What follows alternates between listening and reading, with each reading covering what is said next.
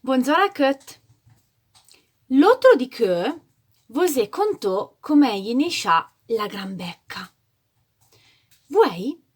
Vo conto come gli nisciù lo Mon Rose. E perché esce crie Mon Rose? Vo si prest? Oi?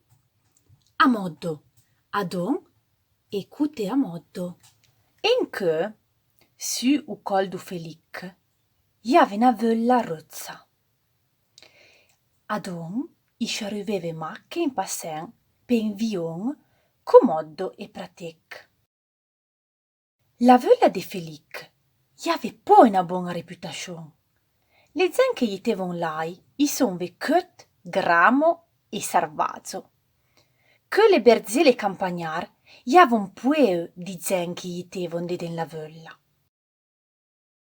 In zor, verlo de vertar, gli arrive un ommo.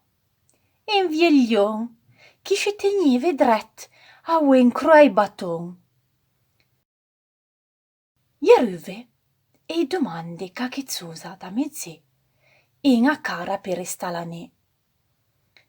Ma leggendo volazo, i lo mandon via.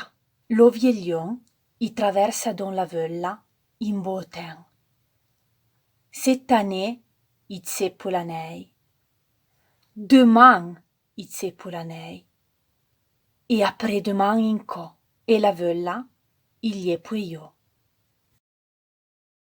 Lo peu vieglion i scen in va, e capitte franto sen che ja dö, e una grossa nebbla i arrive, e de gros floc de nei in vion a zere. I nei rozzo come lo foie, e una bletta de nei i creve tutta la völla.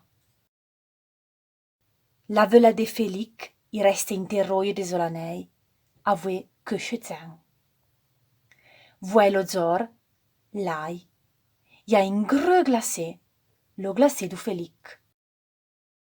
De adon, a l'arba e o cuzze du solei, lo glacé du Felic i fe den be rozzo. D'un memo rozzo de can lanei ja invionò a zere di sulla völla. Rozzo come lo san.